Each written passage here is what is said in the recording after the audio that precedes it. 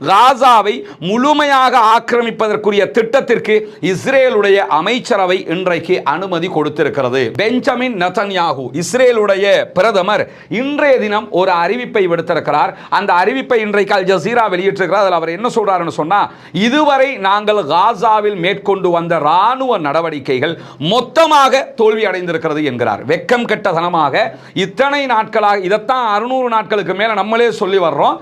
காசாவில் இஸ்ரேல் தோல்வி அடைகிறது, காசாவில் அவங்க ஜெயிக்கல, அப்பாவிகளை கொன்றதுதான் மிச்சமாகியது, காசாவை அழித்ததுதான் மிச்சமாகியது, பாலஸ்தீன விடுதலை ராணுவத்தை அவங்க ஜெயிக்கவும் இல்லை, அவர்களுடைய பணைய கைதிகளை மீட்டு கொண்டு வரவும் இல்லை. அதையே இன்றைக்கு இந்த ஆளு வெளிப்படையாக சொல்லி இருக்கிறார். இந்த அறிவித்தது தொடர்பாக தற்போது பாலஸ்தீன விடுதலை அமைப்பினர் என்ன சொல்கிறார்கள் என்பதுதான் அபாரமான ஒரு முக்கியமான செய்தியாக இருக்கிறது. என்னன்னா,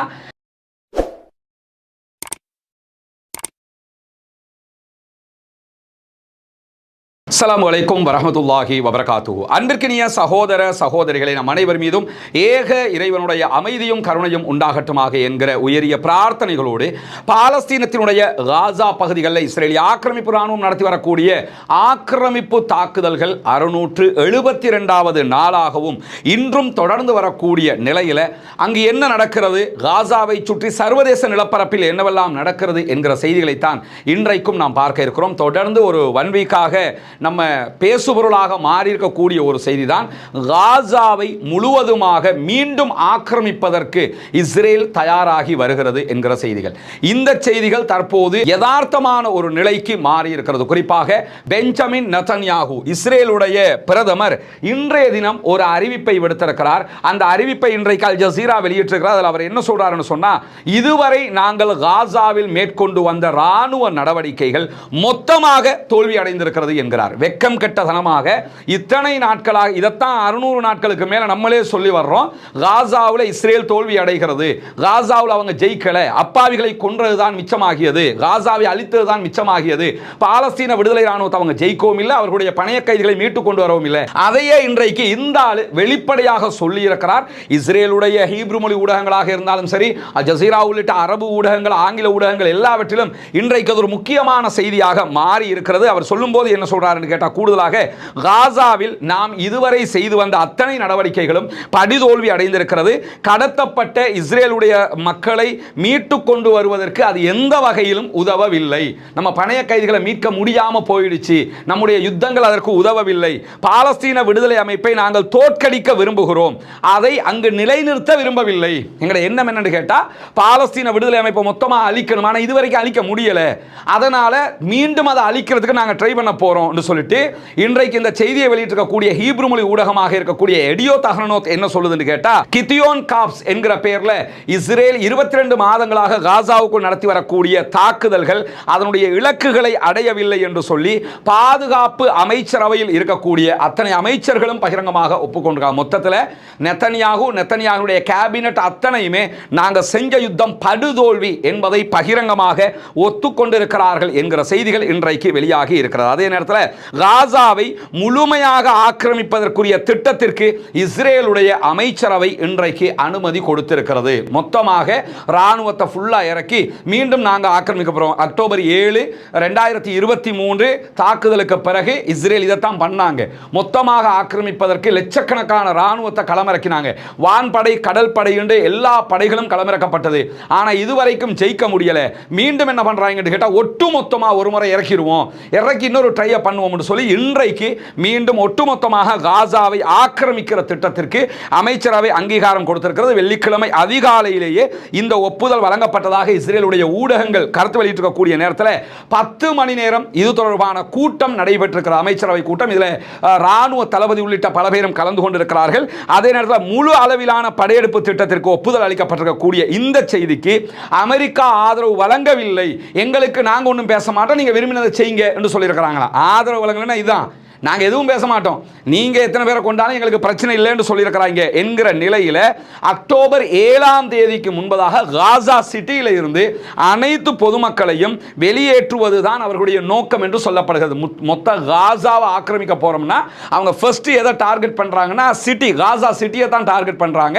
ஏன்னா காசா சிட்டின்னு எது இருக்குதோ அங்கதான் மெயினாக பாலஸ்தீன விடுதலை அமைப்பு இருக்குதுன்னு சொல்றாங்க. உண்மையிலே அதெல்லாம் அவங்களுடைய காரணம், அங்கதான் நிறைய பொதுமக்கள் இருக்கிறாங்க, அவர்களுக்கு அழிவு வரப்போ போகிறது என்பதுதான் மிகப்பெரிய அடிப்படை ஆதாரமாக இருக்கிறது.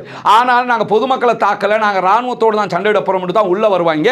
அதிலே வரக்கூடிய விளைவுகள் மிக பிரம்மாண்டமானதாக இருக்க போகிறது, ஆபத்தானதாக இருக்க போகிறது என்பதும் அவர்களுக்கு தற்போதே உணர்த்தப்பட்டிருக்கிறது என்கிற செய்திகளும் இன்றைக்கு வெளியாகி இருக்கிற அதே நேரம் காசாவை ஆக்கிரமித்தல் என்கிற வார்த்தைக்கு பதிலாக காசாவை கட்டுப்படுத்துதல் என்கிற வார்த்தையை தான் இன்னைக்கு இஸ்ரேலுடைய கேபினட் வெளியிட்டிருக்கக்கூடிய குறிப்பறிக்கையில் சொல்லி இருக்கிறாங்க. எதுக்காக ஆக்கிரமிப்பு என்கிற வார்த்தையை விட்டு கட்டுப்படுத்துதல் என்கிற வார்த்தையை கொண்டு வராங்கன்னா, ஆக்கிரமிப்பு என்கிற ஒக்கிபேஷன் என்கிற வார்த்தையை பயன்படுத்தும் போது சர்வதேச நீதிமன்றத்தில் சர்வதேச அளவில் இஸ்ரேல் ராணுவத்துக்கு சட்ட பிரச்சனைகள் ஏற்படும், இஸ்ரேல் பிரதமருக்கு பிரச்சனை ஏற்படும், இஸ்ரேல் மீது தடைகள் வரும் என்கிற காரணத்தினால ஆக்கிரமிப்பு என்கிற வார்த்தையை தவிர்த்து கட்டுப்படுத்துதல் என்கிற வார்த்தையை அவர்கள் பயன்படுத்துகிறார்கள் என்கிற செய்திகளையும் இன்றைக்கு இஸ்ரேலுடைய ஊடகங்களே சொல்லி இருக்கிற நிலையில் காசாவை ஆக்கிரமிப்பதற்கு காசா சிட்டி ஆக்கிரமிப்பதற்கு குறைந்தது 2 லட்சம் ராணுவத்தினர் தேவை என்கிறார் இஸ்ரேலுடைய ராணுவ தளபதி. இஸ்ரேலுடைய ராணுவ தளபதி இயால் ஜமீரை மேற்கோள் காட்டி இஸ்ரேலுடைய ஒலிபரப்பு ஆணையம் இந்த செய்திகளை வெளியிட்டிருக்கக்கூடிய சந்தர்ப்பத்தில் காசா ஆக்கிரமிப்பு திட்டத்திற்கு ஒப்புதல் அளித்தது ஒரு பேரழிவு தரக்கூடிய ஒரு செயல்பாடு என்று இஸ்ரேலுடைய எதிர்க்கட்சி தலைவர் லாபித் இன்றைக்கு அறிவித்திருக்கக்கூடிய செய்தியும் பதிவாகி இருக்கிறது. ஏன்னா இஸ்ரேலுடைய ராணுவத்தையும் இஸ்ரேல் என்கிற நாட்டையும் அழிவின் பாதையில் மொத்தமாக பெஞ்சமின் நெதன்யாகு அழைத்து செல்கிறார் என்கிறார் இஸ்ரேலுடைய எதிர்க்கட்சி தலைவர் லாபித். பாலஸ்தீன விடுதலை அமைப்பும் இதைத்தான் எதிர்பார்க்கிறார்கள். அவர்கள் எதிர்பார்க்கிறதையே இவரும் செய்கிறாரு அப்படிங்கிறாங்க. ஏன்னா இவர் பாலஸ்தீனத்தை அழிக்க சர்வதேச மட்டத்தில் இஸ்ரேல் யாருங்கிறது மக்களுக்கு தெரிஞ்சுக்கிட்டே வருகிறது. அதைத்தான் அவர் சுட்டி காட்டாருங்கிறதையும் நம்ம புரிந்து கொள்ள முடிகிறது. அதே நேரத்தில் ஜமீர் இஸ்ரேலுடைய ராணுவ தளபதிக்கும் இஸ்ரேலிய பிரதமருக்கும் இஸ்ரேலுடைய அமைச்சரவைக்கும் இடையில இன்றைக்கு பாரிய கருத்து வேறுபாடுகள் உண்டாகி இருக்கிறது. 10 மணி நேரம் இந்த கூட்டம் இழுபறியானதுக்கு காரணமே அதுதான் சொல்லப்படுது. என்னன்னா அவர் யுத்தம் பண்ண முடியாது, மொத்தமா ஆக்கிரமிக்க கூடாது, அது பெரிய அழிவை தரும்னு அடிபடுகிறவன் தெளிவா சொல்றான். அவனால ராணுவம் களத்தில் நிற்கிறவன் சொல்றான் இது சாத்தியம் இல்லை, நம்ம ரொம்ப வாங்கி கட்டிடுவோம், இது தேவைக்கில்லாத வேலை என்று சொல்லியும் இல்லை நீங்க செஞ்சுதான் ஆகணும்னு இப்ப கடைசியாக வந்த தகவலை நம்ம எடுத்துக்கிட்டோம்னு சொன்னா அமைச்சரவையில் பெரும் கூச்சல் ஏற்பட்டிருக்கு. ஏன்னா இவர் மட்டும் ராணுவ தளபதி மட்டும் இருக்கிறாரு, மற்ற அத்தனையும் பெஞ்சமின் நெதன்யாகும் அவருடைய ஆட்களும் தான் இருக்கிறார்கள். அவங்க அத்தனை பேருமே நீங்க மொத்தமா ஆக்கிரமிக்கணும், தோல்வி இப்ப புலிவால பிடிச்ச கதையாயிடுச்சு, இப்ப யுத்தத்தை நிறுத்தவும் முடியல, நிறுத்தினாலே தோல்விங்கிறது உலகத்துக்கே தெரிஞ்சிடும், யுத்தத்தை நிறுத்தவும் முடியல, அவங்கள வெல்லவும் முடியல, கடைசியா இப்படியாவது ட்ரை பண்ணுவோம் என்கிற நிலைமைக்கு அவங்க வந்திருக்கிறாங்க. அந்த அடிப்படையில் இன்றைக்கு இயால் ஜமீர் சொல்லும் போது என்ன சொல்றாருன்னா, காசாவை நீண்ட காலமாக கட்டுப்பாட்டில் வைத்திருப்பது மிக மிக கடினம்ங்கிறாரு. நீங்க சொன்னா நான் ராணுவத்தை போட்டு சண்டை பண்றேன், ஆனாலும் அது ரொம்ப கஷ்டம், நீண்ட காலம் வச்சுக்கிட்டு இருக்க முடியாது. ஐடிஎஃபினுடைய ரிசர்வ் பிரிவுகள் ரொம்ப சோர்வடைஞ்சிட்டாங்க, யுத்தம் பண்ணுகிற நிலைமையில அவங்க இல்ல, காசாவில் நீண்ட காலம் கட்டுப்பாட்டை பராமரிப்பது என்பது அசாத்தியம் அப்படிங்கிறாரு இஸ்ரேலுடைய ராணுவ தளபதி இயால் ஜமீர். காசா பகுதிக்குள்ள 3 ஆண்டுகள் குறைந்தது சண்டையிட வேண்டி வரும் அப்படிங்கிறாங்க. இப்போ ஆல்ரெடி 2 வருஷம் சண்டை பிடிச்சிருக்காங்க, இன்னும் 3 வருஷம் சண்டை பிடிக்க வேண்டி வரும். ஆனா பெஞ்சமின் நெதன்யாகு என்ன சொல்றாருன்னா 3 மாசத்துக்குள்ள நீங்க கண்ட்ரோல் பண்ணணும்ங்கறாரு.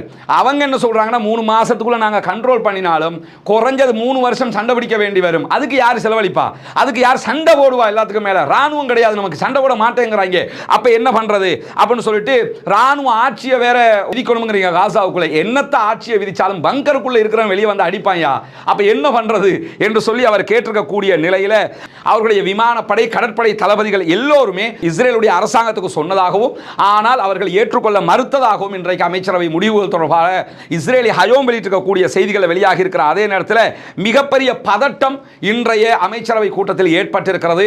இயால் ஜமீர் யுத்தம் செய்ய மறுக்கிறார், நெதன்யாகு யுத்தம் செய்ய வேண்டும் என்கிறார் என்று சொல்லி CNN இந்த செய்தியை உறுதிப்படுத்தி இருப்பதை நம்ம பார்க்க முடிகிறது. அதே நேரத்தில் காசாவுக்குள்ள ஒரு மிக பெரும் பொறி இருக்கிறது, நம்ம அதில் சிக்கப்போறோம் தெளிவாக என்று சொல்லி இஸ்ரேலுடைய ராணுவ தளபதிகள் பகிரங்கமாக எச்சரிக்கை விடுத்திருக்கிறார்கள். இஸ்ரேலுடைய வால்லா நியூஸ் ஏஜென்சி வெளியிட்டிருக்கக்கூடிய செய்தி, இந்த செய்தி எல்லாமே அவர்களுடைய பத்திரிகையை இன்றைக்கு வெளியிடக்கூடிய செய்திகள். இஸ்ரேலுடைய வால்லா நியூஸ் ஏஜென்சி சொல்லும்போது என்ன சொல்றாங்கன்னா, காசா நகரத்தை கைப்பற்றுவது என்பது ஏராளமான இஸ்ரேலுடைய ராணுவ வீரர்கள் செத்து மடிவதற்குரிய தந்திரோபாய பொறியாக மாறப்போகிறது. ஏன்னா தற்போது பாலஸ்தீன விடுதலை அமைப்பு மொத்தமாக ஹிட் அண்ட் ரன் அட்டாக் பண்ணி கொண்டிருக்கிறாங்க, கெரில்லா முறை தாக்குதல் நடத்துறாங்க. ராணுவத்திலேயே ராணுவத்தால் தாக்குப்பிடிக்க முடியாத தாக்குதல்னா கெரில்லா தாக்குதல் முறை. முறை தான் ஹிட் அண்ட் ரன் தாக்குதலாக இருக்கும். இந்த தாக்குதல் அவங்க கையில் வச்சிருக்கிறதுனாலையும் அவர்களுடைய ஆயுத பற்றாக்குறை இல்லாத காரணத்தினாலையும் அவங்க ஆயுத தொழிற்சாலைகளை நிறுவி வச்சிருக்கிற காரணத்தினாலையும் நமக்கு இதை பண்ண முடியாது, நமக்கு நிறைய பேர் சாக போறான் என்கிற செய்திகளை இன்றைக்கு அவர்களுடைய இராணுவத்தை சேர்ந்தவர்கள் சொல்லியிருக்கிற அதே நேரத்தில் இது தொடர்பாக காசாவை நாங்கள் மொத்தமாக ஆக்கிரமிக்க போகிறோம் என்கிற அறிவிப்பை இன்றைக்கு இஸ்ரேல் அறிவிச்சிருக்கிறாங்கல்ல, இந்த அறிவித்தது தொடர்பாக தற்போது பாலஸ்தீன விடுதலை அமைப்பினர் என்ன சொல்கிறார்கள் என்பதுதான் அபாரமான ஒரு முக்கியமான செய்தியாக இருக்கிறது. என்னன்னா, நம்ம இதை தொடர்ந்து பார்த்து வர்றவங்களுக்கு இது ஒரு ஆச்சரியம் இல்லை, ஆனாலும் ஒரு வகையான ஆச்சரியமும் கூட. ஏன்னா ஒரு 22 ஆண்டுகளாக சுற்றி வளைக்கப்பட்டிருக்கிறார்கள். வெறும் 25 லட்சம் மக்கள். காசாவினுடைய இராணுவத்திற்கு உலகத்தில் எவனுமே ஹெல்ப் பண்ணல. ஈரான் ஹெல்ப் பண்ணாங்க, லெபனானில் இருக்கக்கூடிய ஹிஸ்புல்லாக்கள் ஹெல்ப் பண்ணாங்க, அதுவும் இப்போது மொத்தமாக தடுக்கப்பட்டிருக்கிறது. அவங்களுக்கு உள்ள வர்றதுக்கு எதுவுமே இல்லை என்கிற நிலையில் நாங்கள் எனி டைம் யுத்தத்துக்கு ரெடின்னு சொல்லி சண்டை போட்டுக்கிட்டே இருக்கிறாங்க. இப்படி ஒன்று அறிவிக்கப்பட்டால் 3 மாதங்கள் உச்சகட்ட யுத்தம் நடக்க போகிறது. அதை தாண்டி 2 லட்சம் இஸ்ரேல் ராணுவம் தரைப்படையாக மாத்திரம் இறங்க இருக்கிறது. விமானப்படை, கடற்படை என்றும் இறங்குவாங்க. இந்த நேரங்களில் எல்லாம் என்ன செய்ய போகிறது பாலஸ்தீன விடுதலை அமைப்பு என்கிற அந்த கேள்விக்கு அவர்கள் இன்றைக்கு பதிலளித்திருக்கிறார்கள். அல்லாஹுவை தவிர இந்த பூமியில் எங்களை நிராயுதபாணியாக்குவதற்கு எவனுமே கிடையாது, அல்ஹம்துலில்லாஹ்னு இருக்கிறாங்க. அல்லாஹ் மட்டும்தான் எங்களை அழிச்சா அழிக்கணும். அல்லாஹுவை தவிர இந்த பூமியில் இஸ்ரேல் ராணுவமோ அமெரிக்க ராணுவமோ எங்களை சுற்றி வளைச்சாலும் என்ன செஞ்சாலும் அழிக்க முடியாது. அனைத்திற்கும் தயாராகவே இருக்கிறோம். நீங்கள் சுற்றி வளைச்சு எங்களுக்கு அடிக்க போகிறோம், எங்களை அழிக்க போகிறோம்னு நினச்சிக்கிட்டு வரீங்களா, வாடா பார்த்துக்கலாம்ட்டாங்க. அல்லாஹ் மட்டும்தான் எங்களை அழிக்க நினைத்தால் அழிக்க முடியும். அது இல்லாவிட்டால் நாங்கள் உங்களோடு மோதுவதற்கு தயாராக இருக்கிறோம் என்று சொல்லியிருக்கிறார்கள். அல்லாஹுக்கு எல்லா புகழும். அவங்களே தயாராக இருக்கும்போது நம்ம பதற வேண்டிய எந்த அவசியமும் இல்லை. பாலஸ்தீன அப்பாவிகள் மீதுதான் இந்த இஸ்ரேலுடைய ஆக்கிரமிப்பு ராணுவம் அட்டாக் பண்ணும் உச்சகட்டமாக பொதுமக்களை பாதுகாப்பதற்குரிய ஏற்பாடுகளும் எங்களால் முடிந்த அளவுக்கு நாங்கள் செய்ய தயாராக இருக்கிறோம் என்கிறது பாலஸ்தீன விடுதலை அமைப்பு. பேச்சுவார்த்தையில் மட்டும்தான் நீங்கள் ஒரு தீர்வை காண முடியுமே தவிர யுத்தம்னு வந்துட்டீங்கன்னா 22 மாதமாக உங்களை தோற்கடித்த எங்களுக்கு இனிமேலும் தோற்கடிப்பதற்கு அசாத்தியமானது அல்ல, கண்டிப்பாக தோற்கடிப்போம் என்று தைரியமாக பகிரங்கமாக பாலஸ்தீன விடுதலை அமைப்பினர் இன்றைக்கு அறிவிப்பு விடுத்திருக்கிறார்கள். இந்த நிலையில் காசா மீதான இஸ்ரேலுடைய இந்த முற்றுகையை உடனடியாக ஸ்காட்லாந்து, சைனா, அதே போன்று யூரோப்பினுடைய ஸ்பெயின், நார்வே போன்ற பல நாடுகள் கண்டித்திருக்கின்றன. யூரோப் உடனடியாக இஸ்ரேலுக்கு எதிராக மேலதிக தடைகளை விதிக்க வேண்டும் என்கிற கோரிக்கைகள் விடுக்கப்பட்டிருக்குது. இந்த தடை வந்ததோடு ஜெர்மன் உடனடியாக ஆயுத ஏற்றுமதியை நாங்கள் நிறுத்துகிறோம் என்கிற அறிவிப்பை விடுத்திருக்க. இந்த ஜெர்மன் எல்லாம் என்ன செஞ்சாலுமே இஸ்ரேலோடு தான் இருப்போம் என்ற அளவுக்கு இருந்தவர்கள் தற்போது கொஞ்சம் கொஞ்சமாக மனமாற்றம் ஏற்படுவதற்கான காரணம் இஸ்ரேலுடைய அநியாயம் உலகத்தின் உச்சம் தொட்டிருக்கிறது. இவ்வளவு அநியாயம் நடக்கல, ரஷ்யா உக்ரைனில் அடிச்சுக்கிட்டு இருக்கிறாங்கிறத பற்றி மட்டுமே அமெரிக்கா பேசிக் கொண்டிருக்கிறது. காரணம் என்ன, அவங்களுக்கு தெரியும் இங்க நடக்க மிகப்பெரிய அநியாயம், இதை தடுக்க முடியலைங்கிறது அவங்களுக்கும் தெரியும். அதனால தான் இஸ்ரேலியர்கள் தற்போது உலகம் முழுவதும் கேவலப்பட்டு அசிங்கப்பட்டு கொண்டிருக்கக்கூடிய நேரத்தில் NBC என்கிற அமெரிக்க ஊடகம் வெளியிட்டிருக்கக்கூடிய செய்தியில் காசாவில் உண்மையிலே பஞ்சம் ஏற்பட்டிருக்கு சொல்லி டொனால்ட் ட்ரம்ப் சொல்லியிருந்தார்கள் இல்லையா, அதை இல்லைன்னு சொல்றதுக்காக நெத்தனியாகு என்ன பண்ணியிருக்கிறான்னு கேட்டால் ரகசிய டெலிஃபோன் கால் ஒன்று பெஞ்சமின் நெத்தனியாகு அமெரிக்க அதிபர் டொனால்ட் ட்ரம்ப்புக்கு எடுத்ததாகவும் அதில் காசாவில் பஞ்சம்ங்கிறதெல்லாம் இல்லை, அது பாலஸ்தீன விடுதலை அமைப்பு தான் அப்படி ஒரு செய்தியை பரப்பி விட்டுருக்கிறாங்க என்று சொல்லி அவருக்கு சமாதானம் சொல்வதற்கு முனைந்ததாகவும், ஆனால் ட்ரம்ப் உடனடியாக குறுக்கிட்டு காசாவில் பஞ்சம் பொய்யானது என்று சொல்லி நீங்கள் சொல்றதே பச்சை பொய்யான, அதை பற்றி என்னிட்ட பேச வர வேணாம், என்னிடத்தில் என்னுடைய உதவியாளர்கள் காசாவில் பட்டினிக்கான ஆதார கையில் கொண்டு வந்து தந்து விட்டார்கள் என்று பெஞ்சமின் நெத்தனியாகுக்கே செருப்பு கழட்டி அடிச்ச மாதிரி அந்தால் பேசியிருக்கிறார் என்கிற செய்திகளை அமெரிக்காவுடைய NBC ஊடகமும் இன்றைக்கு வெளியிட்டிருக்கிறது. அடுத்த நிமிஷம் இன்னொரு காலை திருப்பி எடுத்திருந்தாருன்னு வைங்க Benjamin Netanyahu, yes of course நீங்க சொல்றதான் சரியா இருக்கும் அப்படின்னு அந்தால் சொன்னாலும் யோசிப்பதற்கு ஒன்றும் இல்லை. அப்படி ஒரு ஆள் அந்தால் எந்த டைம்ல என்ன முடிவெடுக்கிறாருங்கிறதே நம்ம புரிஞ்சு கொள்ள முடியாத ஒரு நிலையாக இருக்கும். அதனால தான் உலக நாடுகள் எல்லாம் அந்தால் போடுற அந்த டெரிஃபுக்கு தடுமாறிக்கிட்டு இருக்கிறான். குறிப்பா இந்தியா படுகிற பாடம் நினைச்சு கூட பார்க்க முடியல. என்னுடைய நண்பர் டொனால்ட் ட்ரம்ப் என்று சொன்ன மோடி இன்னைக்கு என்ன செய்யறதுன்னு தெரியாம இருக்கிறாரு. மோடி என்னுடைய நண்பர் என்று திரும்ப திரும்ப சொல்லிக்கிட்டே 50% வரின்னு சொல்லி அறிவிச்சு விட்டாப்ல. நீங்க 25% வரி, நீங்க ரஷ்யாவில இருந்து எண்ணெய் எடுக்கிறதுனால 50% வரி, என்ன பண்றது என்று சொல்லி யோசித்துக் கொண்டு தடுமாறி கொண்டிருக்கிற நிலைமை இருக்கு. இந்த டொனால்ட் ட்ரம்புடைய யதார்த்தம் அப்படிப்பட்டது என்கிறதுனால அதையும் நம்ம புரிந்து கொள்ள வேண்டியிருக்கிற நிலையில இஸ்ரேலிய ஆக்கிரமிப்பு படைகள் தற்போது காசாவை சுற்றி அவர்களுடைய ராணுவத்தை நிலைநிறுத்த ஆரம்பித்திருக்கின்றன என்கிற செய்திகளை இந்த புகைப்படத்தோடு இன்றைக்கு அல் ஜசீரா வெளியிட்டிருப்பது மட்டுமல்லாம அமெரிக்காவுடைய NBC ஊடகம் அமெரிக்காவுடைய ராணுவத்தை மேற்கோள் காட்டி செயற்கைக்கோள் படங்கள் மூலமாக நிறைய தகவல்கள் கிடைத்திருப்பதான செய்திகளை இன்றைக்கு வெளியிட்டிருக்கக்கூடிய விஷயத்தை நம்ம பார்க்க முடிகிறது. எனவே காசாவை மொத்தமாக ஆக்கிரமிப்பதற்கு அவர்கள் தயாராகி இருக்கிற எல்லா ராணுவத்தையும் கொண்டு போய் குவிப்பதற்கு தயாராகி விட்டார்கள் என்கிற செய்திகள் வெளியாகி இருக்கக்கூடிய நேரத்தில் காசாவில் பணைய கைதிகள் இருக்கிறாங்களா இல்லையா, இந்த பணைய கைதிகளுடைய மரணத்துக்கு நீங்க தான் பொறுப்பு, நாங்க பொறுப்பு இல்லைன்னு சொல்லி பாலஸ்தீன விடுதலை ராணுவம் சொன்னதோட இன்றைக்கும் காசாவுக்கு யுத்தத்தை நிறுத்துங்கன்னு சொல்லி இஸ்ரேலில் ஆர்ப்பாட்டங்கள் நடைபெற்ற நிலையில பணைய கைதிகளுடைய குடும்பத்தை சேர்ந்தவங்க வெளியிட்டிருக்கக்கூடிய செய்தி வெளியாக இருக்கு. அதுல என்னன்னு சொன்னா, கடத்தப்பட்டிருக்கக்கூடிய எங்களுடைய பிள்ளைகளை மரண தண்டனை விதிக்கிறது இஸ்ரேல் என்கிற கருத்தை அவங்களே சொல்லியிருக்கிறாங்க. அவங்க இன்னும் உசுரோடு தான் இருக்கிறாங்க. நீங்க காசாவை மொத்தமாக பிடிக்க போறோம்னு சொல்லி எங்களுடைய பிள்ளைகளை நீங்களே மரண தண்டனை விதித்ததை போன்று கொன்று குவிக்க போகிறீர்கள் என்கிற செய்திகளையும் அவர்கள் சொல்லியிருக்கக்கூடிய நேரத்தில் காசாவினுடைய தூஃபா பகுதிகளில் இஸ்ரேலிய ஆக்கிரமிப்பு ராணுவத்தின் மீது இன்றைக்கு தாக்குதல்களை, குறிப்பாக ராக்கெட் தாக்குதல்களை நடத்தியிருப்பதாக பாலஸ்தீன விடுதலை அமைப்பினுடைய துணை ராணுவ குழு சற்று முன்னால் அறிவித்திருக்கிறது. இன்றைக்கும் ஓரிரு தாக்குதல்கள் இப்படி நடத்தப்பட்டிருக்கக்கூடிய செய்திகளை நம்ம பார்க்க முடிகிறது. மேலதிகமான தாக்குதல்கள் இன்றைக்கு நடத்தப்பட்ட செய்திகள் எதுவும் வெளிவரவில்லை. ஆனால் பாலஸ்தீனத்தை, காசாவை மொத்தமாக ஆக்கிரமிப்பதற்கான அனுமதியை தற்போது பெஞ்சமின் நெத்தன்யாஹுவினுடைய அமைச்சரவை கொடுத்திருக்கிறது. பொறுத்திருந்து பார்ப்போம் என்னவெல்லாம் நடக்கிறது என்பதை. அல்லாஹ் அவர்களோடு இருக்கிறான். அந்த மக்களுக்கு அல்லாஹ் மட்டும்தான் துணை, வேறு யாருமே துணை அல்ல. நம்மளும் தொடர்ந்து பார்த்துக்கிட்டு உலக நாடுகள் முழுக்க பல ஆர்ப்பாட்டங்கள் நடைபெறுகிறது. நம்ம நாட்டில் மட்டும் செய்தியை மட்டுமே கேட்டுக்கிட்டு இருக்கிறோமே தவிர இஸ்ரேலுக்கு எதிரான, பாலஸ்தீனத்துக்கு ஆதரவான ஒரு உச்சகட்டமான சர்வதேசம் திரும்பி பார்க்கிற ஒரு ஜனநாயக ஆர்ப்பாட்டம் ஒன்று இதுவரைக்கும் நடைபெறவில்லை என்கிற கவலையும் இல்லாமல் இல்லை. என்ன செய்ய, நம்மளால் முடிஞ்ச செய்திகளை தொடர்ந்து உங்களுக்கு சொல்லிக்கிட்டு இருக்கிறோம். நம்மளால் முடிஞ்ச அளவுக்கு இது மாதிரியான காரியங்களை பார்த்துக்கிட்டு இருக்கிறோம். அல்லாஹ் அவர்களை காப்பாற்ற போதுமானவன். பாலஸ்தீன மக்களுக்காக பிரார்த்தனை செய்யுங்கள். பாலஸ்தீன மக்களுக்காக தொடர்ந்து அல்லாஹ்விடத்தில் கையேந்துங்கள். பாலஸ்தீனம் வெற்றி பெற வேண்டும், பாலஸ்தீனம் சுதந்திரம் அடைய வேண்டும், பாலஸ்தீன மக்களும் நம்மை போன்று நிம்மதியானவர்களாக மாற வேண்டும், வாழ வேண்டும் என்கிற உயரிய பிரார்த்தனைகளோடு பாலஸ்தீன அப்பாவிகளுக்கு துஆ கேட்கிற அதே நேரம் இஸ்ரேலிய ஆக்கிரமிப்பு ராணுவத்திற்கு எதிராக குனூத்துன் நாசிலாவை ஓத மறந்து விடாதீர்கள் சகோதரர்களே. தொடர்ந்தும் குனூத்துன் நாசிலாவை ஓதி வாருங்கள். தற்போது மொத்தமாக ஆக்கிரமிக்க போகிறார்கள். எனவே அல்லாஹுக்காக அந்த மக்களுக்கு குனூத்துன் நாசிலாவை ஓதுங்கள். ஜனநாயக ரீதியாக அந்த மக்களுக்காக தொடர்ந்தும் குரல் எழுப்புவமாக வாகிறது. அவ்வானா அல்ஹம்துலில்லாஹி ரப்பில் ஆலமீன். மூணாவது வீடு நம்ம கையளிக்கிற சகோதரர் கரீம் அவங்களுக்கும் அவங்களோட மனைவிக்கு தான் நம்ம ஒப்படைக்கிறோம். வீடு பிடிச்சிருக்கா? உள்ள போய் பார்த்தீங்களா? சந்தோஷமா?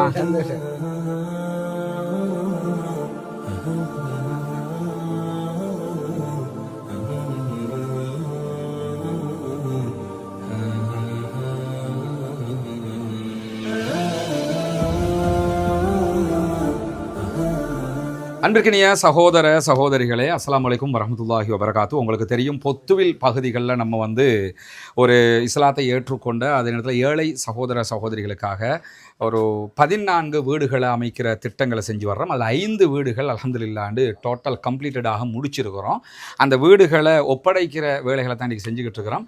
ஏற்கனவே தெரியும், இந்த வீடுகள் ஒப்படைக்கிற வேலையை நம்ம ஃபங்க்ஷன் நடத்தி ஆக்களை எல்லாம் கூப்பிட்டு அந்த மாதிரி நம்ம பண்ணல. அதுக்கான ஒரே காரணம் என்னென்னா, அந்த செலவையும் இன்னொரு வீட்டுக்கு நாங்கள் பயன்படுத்தி கொள்வோம்ங்கிறது தான். இன்னும் 9 வீடு கட்ட வேண்டியிருக்குது. எனவே தான் நாங்கள் அதை செய்யலை. இது 3வது வீடு நம்ம கையளிக்கிற. பாப்பா, உங்களோட பேர்? கரீம். சகோதரர் கரீம் அவங்களுக்கும் அவங்களோட மனைவிக்கு தான் நம்ம ஒப்படைக்கிறோம். இந்த வீடுகள் அல்ஹம்துலில்லாஹ். வீடு பிடிச்சிருக்கா? உள்ள போய் பார்த்தீங்களா? சந்தோஷமா? நிறைய பேருக்கு உதவி செஞ்சிருக்கிறாங்க. அவங்களுக்கு என்ன சொல்ல நினைக்கிறீங்க? நிறைய துஆ செய்யுங்க. ஏன்னா இதுக்கு உதவி நாட்கள் ஒரு உம்மா 140 ரூபா அவகிட்ட அவ்வளோதான் இருந்துச்சு, அதையும் எனக்கு தந்திருக்கிறாங்க. அதே மாதிரி 200 ரூபா தந்தவங்க உண்டு. அதே மாதிரி ஒரு உம்மா, ஒரு விதவத்தாய், அவங்க எனக்கு 5000 ரூபா காசு அனுப்பிட்டு என் மொபைலில் இருக்குது, எனக்கு கையால் எழுதி ஃபோட்டோ பிடிச்சி அனுப்பியிருக்கிறாங்க. இந்த காசை மகன் சேர்த்துக்கொள்ளுங்க அப்படின்ட்டு. இப்படி ஒவ்வொரு சின்ன சின்ன அமௌண்ட்டுகளாக தான் சேர்த்துருக்கேன். என்னோட யூடியூப் சேனலில் காசாவில் பலஸ்தீனில் மக்களை கொள்கிறாங்க, அந்த செய்திகளை நம்ம அங்கே என்ன நடக்குதுன்றதை சொல்கிறோம். அதை பார்க்குற மக்கள் தான் அதில் நம்ம சொல்கிற இந்த தகவலையும் சேர்த்து இந்த உதவிகளை செய்கிறாங்க. அந்த அடிப்படையில் தான் இதெல்லாம் நம்ம செஞ்சுருக்கிறோம். அவங்களுக்காகவும் என்ன செய்யுங்கன்னு கேட்டால், நீங்கள் துஆ செய்யுங்க. இன்ஷா அல்லாஹ் உங்களுக்கு திருப்தியாக இருக்குதானே வீடு? சரியா? சரி, அல்ஹம்துலில்லாஹ். இதுதான் நம்ம அடுத்து கட்ட இருக்கிற இடம். 4 வீடுகள் கிட்டத்தட்ட இவரில் கட்ட முடியும். இந்த வேலைகளும் நீங்கள் தருகிற உதவிகளை கொண்டு தான் நம்ம செய்ய இருக்கிறோம்ங்கிறதுனால நீங்கள் தான் இதற்கும் உதவ வேண்டும். அல்லாஹ் உங்களுக்கு அருள் புரிய வேண்டும். உங்கள்கிட்ட தான் நம்ம இதை கேட்க முடியும். காசாவில் நடக்கக்கூடிய அநியாயங்கள் தொடர்பான வீடியோக்களை பார்க்கக்கூடிய சகோதரர்கள் நீங்கள் தான் இதுக்காக அள்ளி அள்ளி தர்றீங்க. சிறு தொகையாக இருந்தாலும் உங்களால் முடிந்ததை நீங்கள் தர வேண்டும் என்று நம்ம கேட்டுக்கிட்டு இருக்கிறோம். சதகத்துல் ஜாரியாவாக ஜகாத்து பணத்தையும் ஜகாத்து பெறக்கூடிய 8 கூட்டத்தாரில் ஒரு கூட்டத்தார் முஅல்லஃபத்துல் குலூப், உள்ளங்கள் ஈர்க்கப்படுகிறவர்கள் என்று அல்லாஹு தாலா சொல்லி காட்டுகிறான். எனவே இந்த இஸ்லாத்தை ஏற்றுக்கொண்ட சகோதரர்களும் அதிலே ஒரு குரூப்பாக இருக்கிறதுனால உங்களுடைய ஜகாத் நிதிகளையும் நீங்கள் தாராளமாக அதற்காக தர முடியும். இதில் மொத்தம் 4 வீடுகள் இந்த லேண்டுக்குள்ளே கட்ட முடியும். இந்த லேண்டும் நம்ம விலை கொடுத்து வாங்கியிருக்கிறோம் அல்ஹம்துலில்லாஹ்னு சொல்லி. ஏற்கனவே கட்டப்பட்ட ஒவ்வொரு வீடுகளும் 25 லட்சங்கள் சுமார் ஒவ்வொரு வீட்டுக்கு நம்ம செலவழிச்சிருக்கிறோம். முழுமையாக கம்ப்ளீட்டடாக ஒவ்வொரு வீட்டையும் நம்ம செஞ்சு கொடுத்துருக்கிறோம். அதே மாதிரி தான் இந்த இடத்துல 4 வீடுகள் கட்ட வேண்டி இருக்கிறது. எனவே இந்த வீட்டுக்கான உதவி ஒத்தாசைகளையும் வாரி வழங்குமாறு அன்பாக கேட்டுக்கொள்கிறோம். உங்களிடத்தில் மட்டும்தான் நாங்கள் கேட்டு வர முடியும். எனவே இந்த வீடியோக்களை பார்க்கிற சகோதரர்கள் இதற்கான உதவிகளை வாரி வழங்குங்கள். முன்னால் தெரிகிற நம்முடைய வங்கி கணக்கிலக்கத்திற்கு நீங்கள் உங்களால் முடிந்த உதவித்தொகைகளை அனுப்பித்தர முடியும். அதே நேரத்தில் வெளிநாடுகளிலிருந்து பணம் அனுப்ப முடியாது இந்த அக்கௌண்ட்டுக்கு என்று சொல்லக்கூடியவங்க முன்னால் தெரிகிற என்னுடைய வாட்ஸ்அப் மற்றும் தொலைபேசி இலக்கத்தை தொடர்பு கொள்ளுங்கள். உங்களுக்கு அதற்குரிய வழிகாட்டுதல்களையும் நம்ம தருவதற்கு தயாராக இருக்கிறோம். வல்ல இறைவன் நம்முடைய அனைத்து பணிகளையும் புரிந்து கொள்ள வேண்டும். அந்த மக்கள் மகிழ்ச்சியாக அதை ஏற்றுக்கொண்ட காட்சிகளை நீங்கள் பார்த்துருப்பீங்க. எனவே தான் இந்த உதவியை நாங்கள் உங்களிடத்தில் கேட்குறோம். இந்த 4 வீடுகள் கட்டிட்டோம்னா மொத்தம் 9 வீடுகள் முடிஞ்சிடும். அதுக்கு பிறகு இன்னொரு 6 வீடு, இப்படி நம்மளால் முடிஞ்ச வரைக்கும் எத்தனை வருஷமானாலும் கட்டி கொடுக்கறது எவ்வளோதாங்கிற அடிப்படையில் தான் இதற்காக ஓடிக்கொண்டிருக்கோம். ஒன்று புரிஞ்சுக்கிறேங்க, நான் இருக்கிறது பொத்துவில்லை இப்போ, ஆனால் நான் உண்மையிலே என்னுடைய வசிப்பிடம் கொழும்பு. இந்த பணிகளை மேற்பார்வையிடுவதற்காக மாதத்தில் குறைஞ்சது 3 தடவையாவது நான் பொத்துவிலுக்கு வந்து போய்கிட்டு இருக்கிறேன். இங்கே சகோதரர் ஃபௌமி பொறுப்பாக இருந்து செஞ்சுக்கிட்டு இருக்கிறாரு. கிட்டத்தட்ட கொழும்புல இருந்து வர்றதுக்கு 7 மணி நேரம் பிடிக்கும், திரும்ப போகிறதுக்கு 7 மணி நேரம் பிடிக்கும். இந்த நேரங்களையும் செலவு செய்து தான் நான் இதுக்காக வர்றேன். ஏன்னா நீங்கள் தருகிற பணம் சரியாக போய் சேரணுங்கிறதுக்காக வல்ல ரஹ்மான் நம்முடைய பணிகளை ஏற்றுக்கொள்வானாக. அல்லாஹ்விடத்தில் நிறைய பிரார்த்தனை செய்யுங்கள். எனக்காகவும் பிரார்த்தனை செய்யுங்கள். பாலஸ்தீனம் வெற்றி பெற வேண்டும் என்றும் பிரார்த்தனை செய்யுங்கள். அஸ்ஸலாமு அலைக்கும் வரஹ்மத்துல்லாஹி வபரகாத்துஹு.